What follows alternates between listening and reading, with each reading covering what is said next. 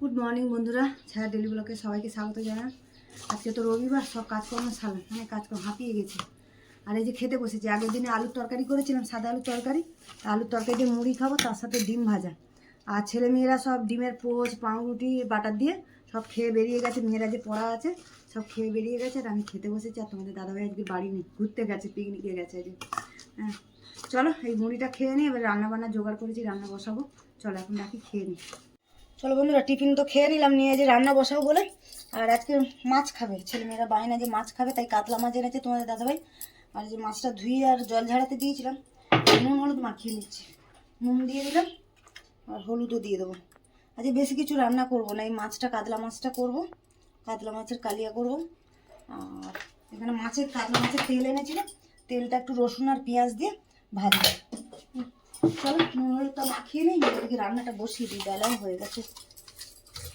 এদিকে তো কড়া বসিয়ে দিয়েছি, কড়াতে তেল দিয়ে দিয়েছি, তেলও গরম হচ্ছে। এদিকেও তাও বসিয়ে দিলাম, দিয়ে মাছের তেলটা ভাজবো। একটু লঙ্কা দিলাম, আর এর মধ্যে যে রসুন আর পেঁয়াজ ছোটো করে রেখেছিলাম, রসুনটা ওটাও দিয়ে দিলাম, দিয়ে মাছের তেলটা ওর মধ্যেই দিয়ে দেবো। মাছের তেলটা কেটে রেখে দিয়েছিলাম ছোটো ছোটো করে, মাছের তেলটাও দিয়ে দিলাম।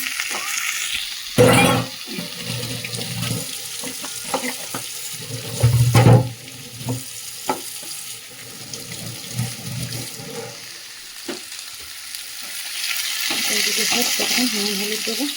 এদিকে তেলটা গরম হয়ে গেছে, মাছটা দিয়ে দেবো।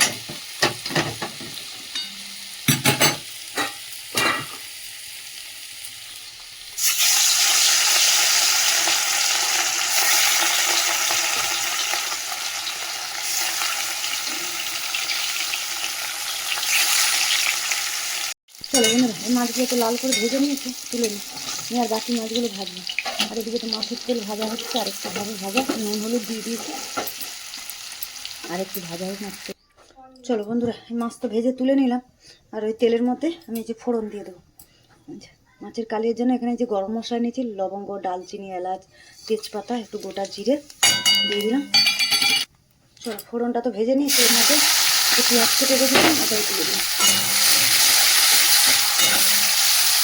চলো পেঁয়াজটা ভাজা হোক, ততক্ষণ আমি মশলাটা রেডি করে নিই। চলো বন্ধুরা, এই যে পেঁয়াজটাকে লাল করে ভেজে নিয়েছি, এর মধ্যে দিয়ে দেবো এই যে এখানে আদা রসুন বাটা নিয়েছি, আর একটু জিরের গুঁড়ো, ধনের গুঁড়ো, একটু দিয়েছি লঙ্কার গুঁড়ো, আর নুন হলুদ, রেগুলারে যা মশলা বেজে দিয়েছি। আর এখানে আদা আর লঙ্কাটা বেটে দিয়েছি, আর আদা বলছি, টমেটো আর লঙ্কাটা মাথাটাও গেছে। ওদিকে তো ভাতের জল বসিয়ে দিচ্ছি, মাছের তেলটা দিয়ে ভাতের জল গরম হয়ে আসছে। চলো এটা একটু নেড়ে নিই, তারপরে আদা টমেটো আর লঙ্কা বাটাটা দেবো। মশলাটা তো একটু কষিয়ে আর যে টমেটোটা দিয়ে দিলাম, টমেটো লঙ্কা বাটাটা ওটাও দিয়ে কষাবো, তারপরে জল দেবো। সেটা দিয়ে কষিয়ে নিচ্ছি। চলো বন্ধুরা, দেখো মাছের কালিয়ার জন্য মশলা একদম রেডি, তেলও ছেড়ে গেছে, ভালো করে মশলা কষিয়ে নিলাম। চলো এবারে জল দিয়ে দিচ্ছি। জল এই যে গরম জল ভাতে বসিয়েছিলাম, ভাতের থেকে গরম জল একটু বার করে নিয়েছি। বেশি জল দেবো না, এটুকু জল থাক, ফুটুক ঝোলটা, তারপরে মাছটা দেবো। আর এদিকে ভাত বসিয়ে দিয়েছি, ভাতটা ঝোলটা তো ভালো করে ফুটে গেছে, এবারে মাছগুলো দিয়ে দিচ্ছি। মাছটা দিয়ে আর একটু ফোটাবো, আর নাওয়ার সময় একটু ধনে পাতা দিয়ে নামিয়ে দেবো। গরম মশলা গুঁড়ো তো দেবো না, ফোড়নে দিয়েছি, আর গুঁড়ো করে দেবো না। চলো বন্ধুরা, এই যে মাছের কালিয়া তো হয়ে গেল, আমি এবারে ধনে পাতা দিয়ে আর নামিয়ে দেবো। চলো উপর দিয়ে যে ধনে পাতা দিয়ে নামিয়ে দিচ্ছি। চলো রান্না শেষ, আর এই যে ভাত হচ্ছে, এখন ভাতটা হোক। চলো বন্ধুরা, রান্না বান্না সেরে এই যে চান করে পুজো করে এলাম, আর এই যে ছেলে মেয়েদের খেতে দেবো, আর ভাত রাখছি যে। হ্যাঁ, ছেলে মেয়েদের খেতে দিয়ে দিই। আর আজকে তো তোমাদের দাদাভাই নিয়ে পিকনিকে গেছে, আমরা খাবো, ছেলে মেয়েকে নিয়ে আমি খেতে বসবো।